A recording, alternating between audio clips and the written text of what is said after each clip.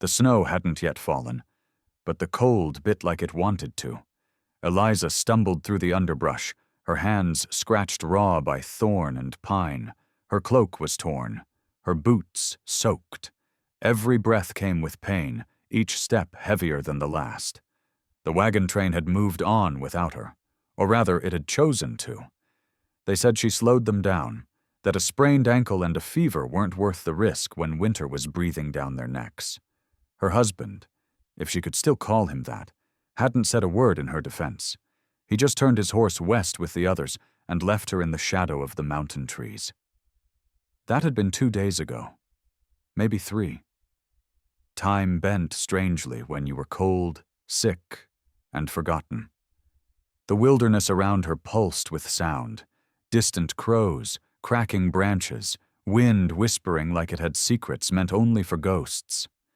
Eliza hadn't eaten since the half-loaf of bread she'd found tucked in her satchel. She was saving the last piece, even though her hands shook with hunger every time she touched it. Somewhere behind her, a wolf howled. Somewhere ahead, nothing waited but more trees. She collapsed near the roots of a massive oak, her breath coming in rattled bursts. The world spun. Her fingers were too numb to grasp her knife. She wasn't sure when her eyes closed or how long she drifted. When she woke, the sky was purple. Dusk. A silhouette stood above her.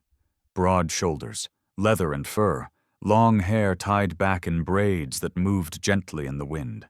She flinched, tried to rise, but the pain roared back. "You are hurt," the figure said. His voice was calm, deep, in English, but accented. "I mean you no harm?" Her heart pounded. She couldn't see his face, only the outline. But he didn't draw a weapon, didn't reach for her. He simply stood. "You will not survive this night alone," he said. "Come with me, or stay. Your choice." She wanted to scream, to cry, to fight, but she had no strength left, just frost on her lashes, blood in her mouth, and one whisper left in her throat. "Help me."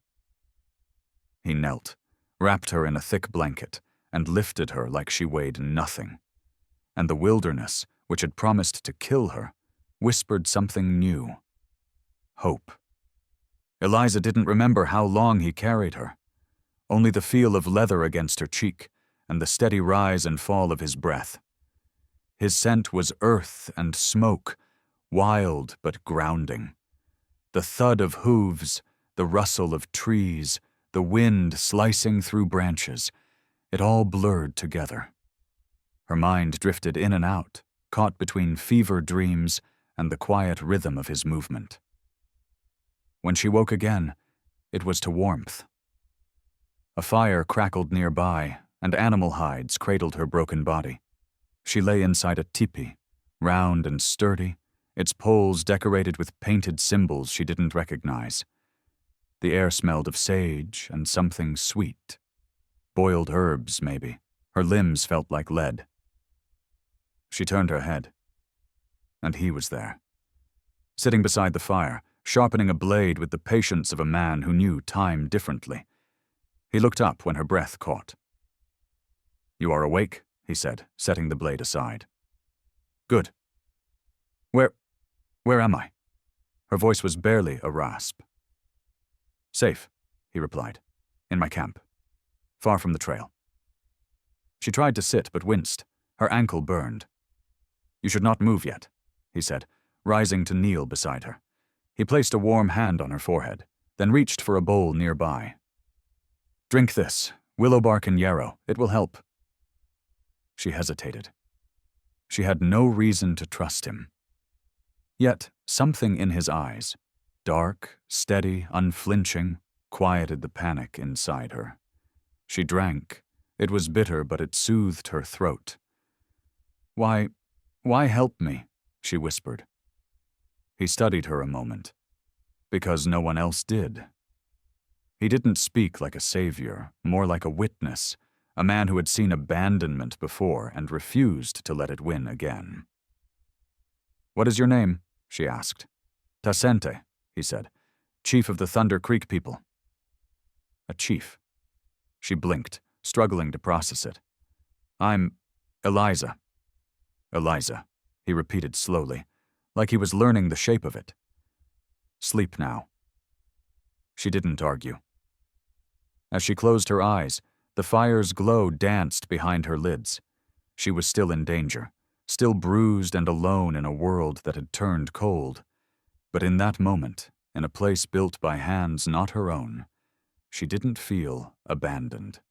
For the first time in days, she felt watched over. The days passed like mist, soft, silent, and surreal. Eliza healed slowly, her fever easing under Tasente's care and the warm cocoon of the teepee. He didn't hover, but he was always near. He brought food, roasted rabbit, corn mash, bitter tea. He changed the dressing on her ankle without flinching, hand steady even when she winced. He asked few questions and expected none in return, but when he spoke, his words held weight. Pain, he said once, is a fire. It can consume, or it can forge. Eliza watched him move like part of the land, blending with the woods, speaking softly to his horse, sitting still for hours beneath the trees as if the earth told him stories. She had never met a man like him.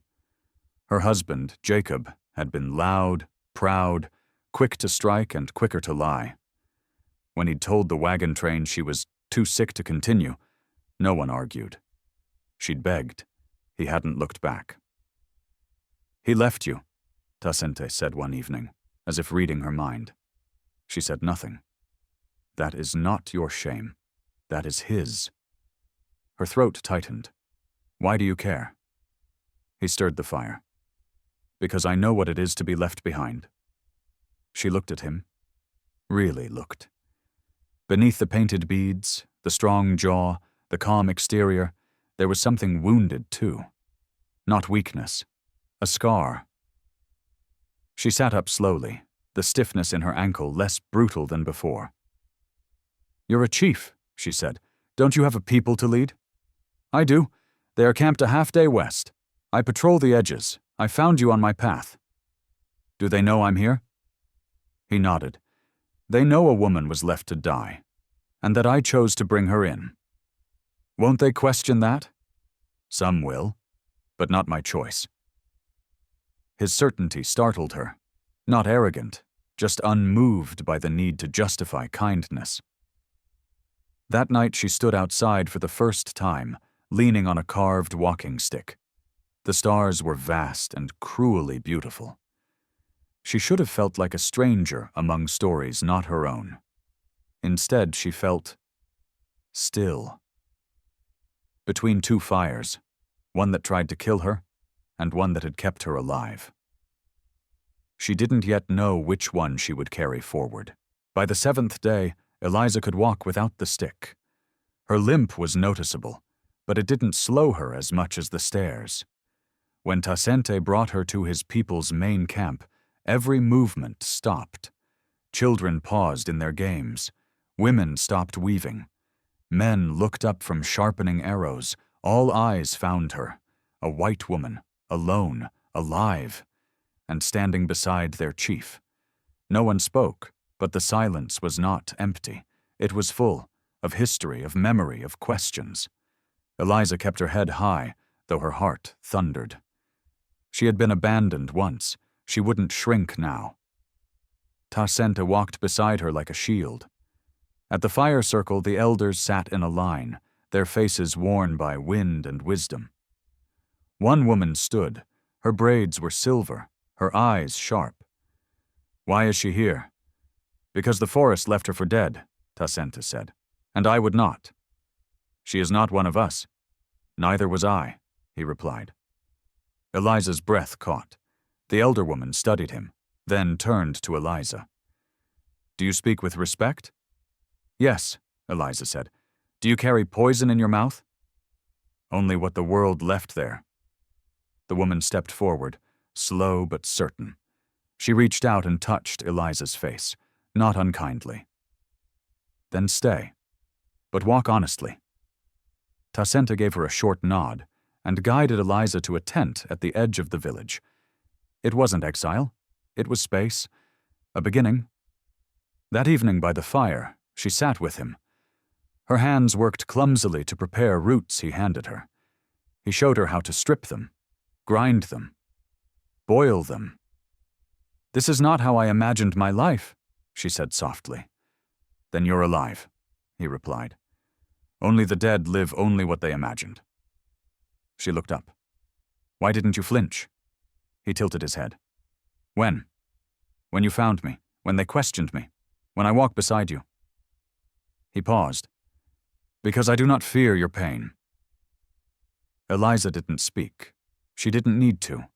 In his presence, silence had never felt so much like being heard. She was beginning to understand. Being seen wasn't about eyes.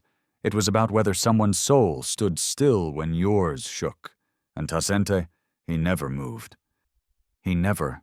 Eliza's fingers no longer shook when she worked. The villagers had not welcomed her with open arms, but neither had they cast her out. They watched, they waited, and in their patience, they gave her room to become something new. She began helping the older women dry herbs, scrape hides, and gather berries. She didn't know the words they used, but their eyes taught her more than language ever could. She mimicked their movements, slow at first, then more sure.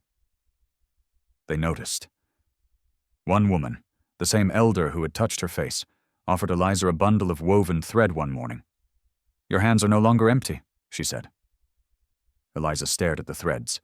Each strand was dyed with color from the land. Bark, berries, ash. "What do I do with it?" she asked. The woman smiled, toothless but radiant.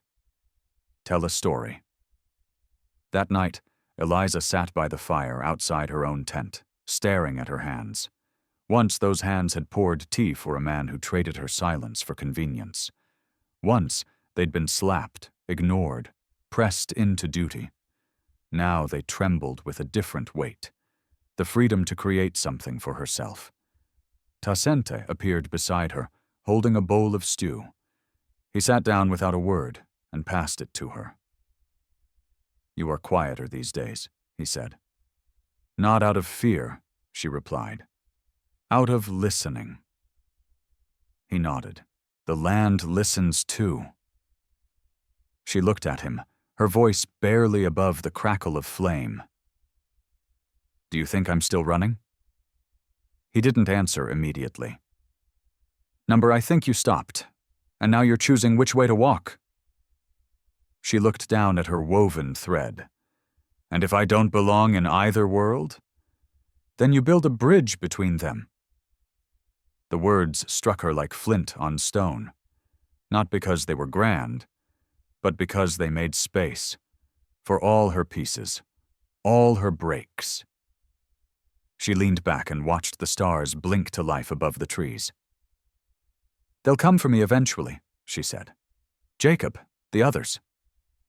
"Then let them," Tasenta said. "They will not take what does not belong to them." She looked at him. Really looked. And for the first time since she was left behind, she believed him. Not because he made her feel safe, but because he made her feel seen.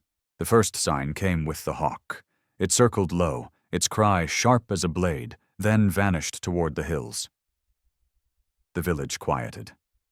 Eyes lifted, bodies tensed. Tasenta stood at the edge of camp, arms crossed, gaze fixed on the distant trail. Eliza stepped beside him. "What is it?" she asked. "Riders," he said. "Coming fast," her breath caught. She didn't need to ask who. She already knew. By mid-morning, the dust cloud turned to shapes. Men on horseback, 5 of them. At the center, Jacob rode tall, still wrapped in that familiar arrogance. He looked thinner, more desperate, but his voice when he called out was as loud as ever. "I've come for my wife." The villagers didn't answer. They didn't flinch. They watched. Tasenta stepped forward, a wall of calm. "She is not your wife." "She is my responsibility," Jacob snapped. You left her, Tasente replied. That is not protection. That is abandonment. You don't understand our ways. And you do not respect hers. Eliza moved then, past the fire circle, past the elders. She walked with no limp now, only weight.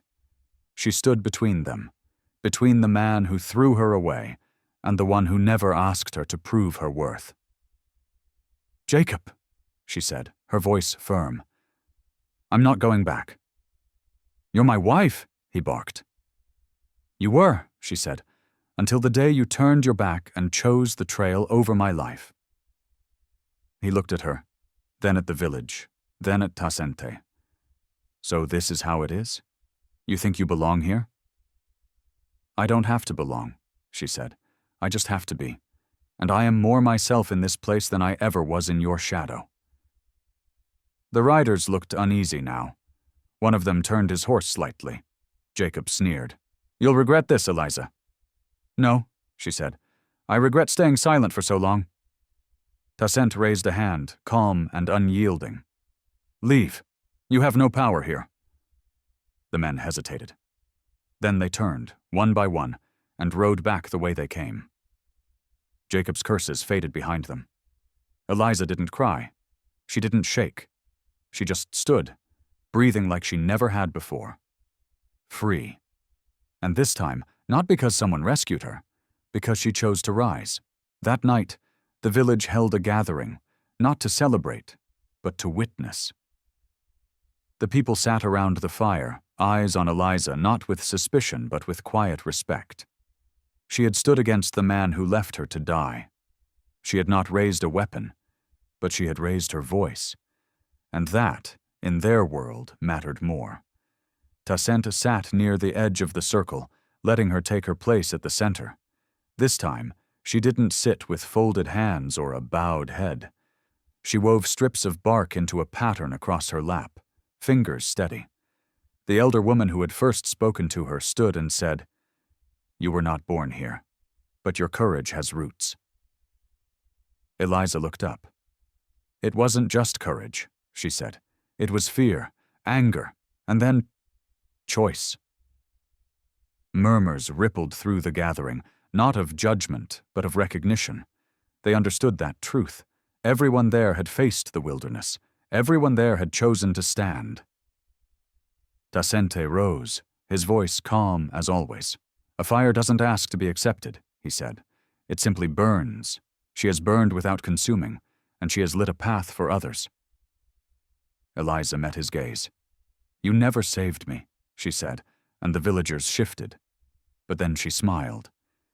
You gave me space to save myself. That night, after the fire dimmed and the drums went quiet, Tascente approached her tent. He stood outside until she stepped out, moonlight catching the soft curve of her hair. What now? He asked. Whatever I choose, she said. And what do you choose? She looked at him, really looked. The lines of his face, the quiet strength in his shoulders, the way he waited without pressure, without demand. I choose to stay, she said. Not because I'm lost, but because I found something I never had before. What's that? A life where I'm not waiting to be loved. I already am. He didn't move, but his eyes answered everything. She stepped closer. He reached out, not to claim, but to hold. And when their hands touched, it wasn't the beginning of a romance. It was the continuation of something already blooming, something earned. She wasn't his, and he wasn't hers.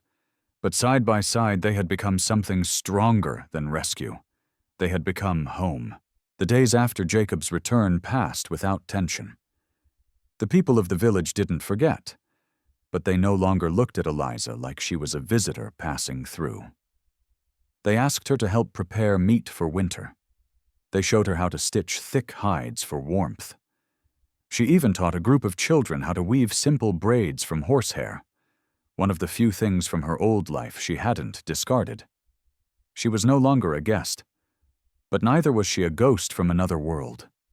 She was becoming something in between, a thread stitched into fabric that didn't unravel when pulled.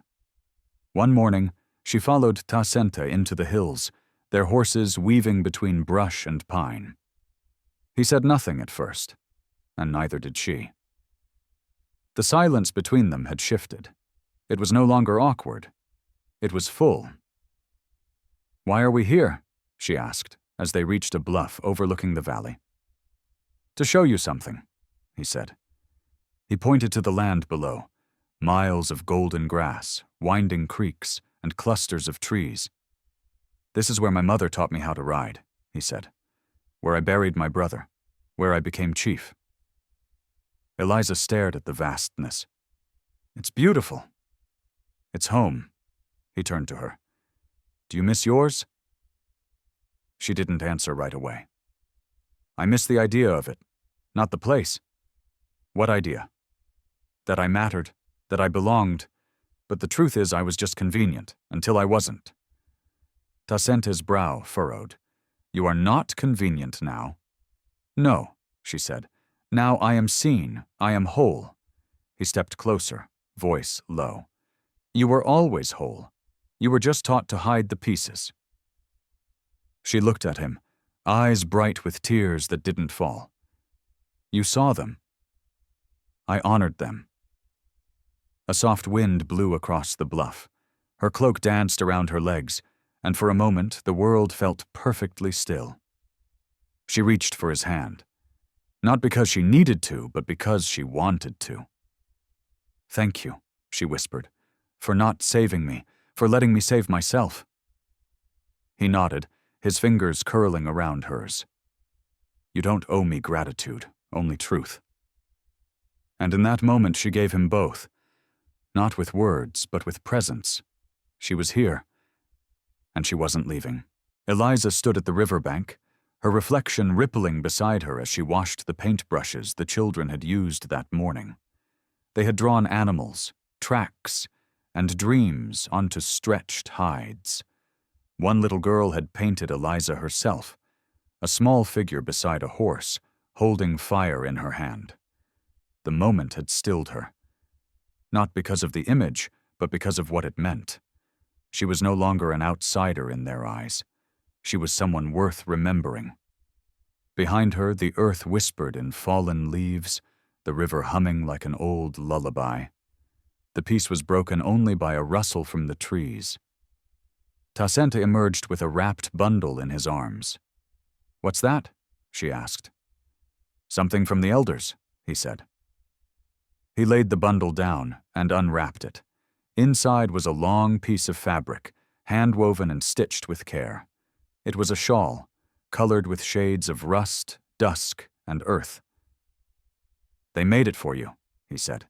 "You're not being tolerated anymore. You're being welcomed." Eliza touched it reverently. It's beautiful." "It's called a remembering cloth," he said. "It's given to those who've crossed a distance not measured by land." Her throat tightened. "And if I don't deserve it?" "Then none of us do," he said. "You bled, you survived, you stood. That's all the story needs." She wrapped the shawl around her shoulders. It was soft, but weighted, like it carried every day she hadn't given up. "Will they always accept me?" she asked. "Some will, some won't," he answered. "But now the land remembers your footsteps, and that's more than most ever get." She turned toward him, her heart full of something that felt too wide for words. "And you? What about me? Will you always stand beside me?" His eyes held hers. "Until the wind forgets its name." No promises carved in stone, just the quiet certainty of presence. That evening, as the fire lit the edge of the village and the drums spoke low beneath the stars, Eliza stood not behind anyone, but beside. When the women danced, she danced. When the men sang, she listened. When the flames flickered, she held Tacenta's hand. And the earth below her feet, for the first time, felt like it said, "You are no longer passing through. You are part of the story now." The first snow came soft as breath, falling in flurries that wrapped the village in silence. Eliza stood at the edge of the trees, the shawl over her shoulders catching white flakes like petals. Winter had always meant fear to her, fear of hunger, of being trapped, of being forgotten. But this year, the cold came with something else: belonging. She had gathered firewood with the other women that morning, her laughter joining theirs. She had helped an elder stitch a torn moccasin. The children now asked for her by name, not just Eliza, but the one they had given her, Ahioka, she who brought light. It felt unreal, this life she had not planned for, but it was hers now, all of it. When she returned to her tent, Tasente was waiting, standing by the fire he had just stoked. "The snows have come," he said. "Will you stay through them?" She looked at him, brow raised. "You're still asking?" "Only out of respect," he said, "because choice is what makes you free." She stepped forward and placed her hand over his. "I'm not here because I owe you anything. I'm here because I'm no longer afraid to be seen, because in this place I found my own reflection, and I finally recognized the woman looking back." He nodded once, quiet pride flickering in his eyes. "Then stay," he said, "not as a guest, not as a wound, but as part of the fire." The snow thickened, blanketing the roofs of the lodges, the shoulders of horses, the paths carved by footsteps. Eliza watched it fall, not with dread, but with reverence. The woman who had once been left to die now stood tall in the heart of a people who had chosen not to ask who she had been, but who she was becoming. That night, as the drums echoed deep into the trees and the fire burned low, Tasente sat beside her, their shoulders touching. They didn't speak of what had been lost. They didn't need to. They spoke instead of what they were building, together. No man had saved her. No man had owned her. But one had stood beside her as she learned how to save herself. And that was a love she had never imagined. One born not in rescue, but in recognition. She had not been left behind. She had simply begun.